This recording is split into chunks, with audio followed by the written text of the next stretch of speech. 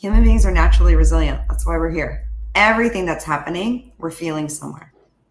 In today's world, sometimes, and in high pressure worlds, we might not remember that. What are you really feeling and really sensing into the body? Notice a name has come up again. And what I'm hearing here is to really unpack it and go, well, what is this? What is this feeling that I'm feeling? Why am I feeling it? Why am I feeling it now? And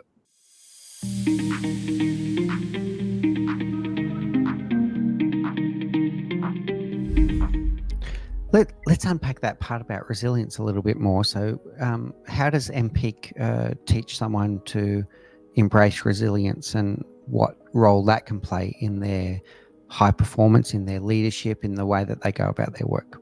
Yeah, it's a great question because resilience comes up a lot today. Everybody talking about, we need to be more resilient. Human beings are naturally resilient. That's why we're here. So I always try to emphasize with everybody, resilience is something that's naturally inside of all of us.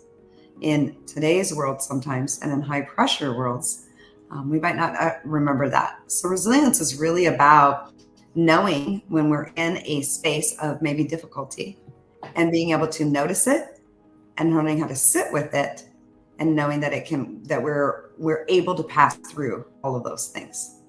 And we don't have to dismiss it. We don't deny it. But we also don't have to up the story of it, right? Of what's happening. So we take the story away and we really teach people how to pay attention to what's showing up. What are you really feeling and really sensing into the body?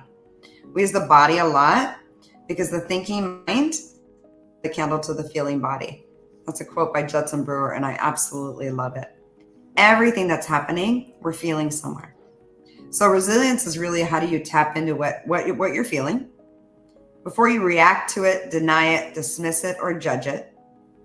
And then allow yourself a little bit of space and what power there is in that and what we're able to move through. Notice a name has come up again. And what I'm hearing here is noticing and naming emotion and physical feelings. And what I'm taking from what you're saying is to really unpack it and go, well, what is this? What is this feeling that I'm feeling?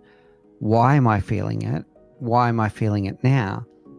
And almost unpacking it to go, well, is it even true? And if it's not true, am I going to dismiss it? If it is true, what is it alerting me to?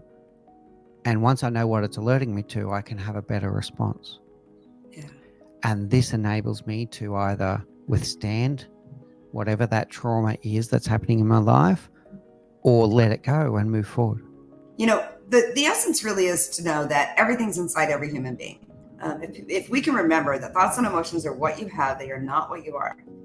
And you can learn to name them without judgment, and you can really sense into them, there's incredible power with that. Then when you take that time to be with that, then you can get into, like you explained, kind of what's the story here? What are the facts behind that? And really decide, is there a decision that needs to be made or not be made? But the first part is really to recognize it could be anger, it could be sadness, it could be happiness. All of those things are inside every one of us. Just naming it and being with it and really tapping into how that feels in the body. And it might have been years ago where it wasn't as necessary. But in today's world, when things are so reactive, it's super important so that you can really care for yourself at the highest level and be more responsive for yourself. So let's talk about judgment. That sounds a lot easier said than done. So when we have these feelings, to be able to notice and name it without judgment, I'm going to say a lot of people may struggle with that, Pam. How does someone remove the judgment when they're processing these feelings and emotions they might be having? Yeah, it's easy said, hard do. That's just a fact. It's worth it, but it is easy said, hard do. Thoughts and emotions are what you have. They are not what you are. And when they're really, really heavy, it's hard not to have the judgment around it. The blaming of somebody else, the blaming of ourselves. But if you can really that's the power of mindfulness, to see what is really showing, what is the emotion I'm feeling, and then how do I feel it in the body? And even if there's judgment, to just say, okay, I see judgment there. That's part of the practice as well.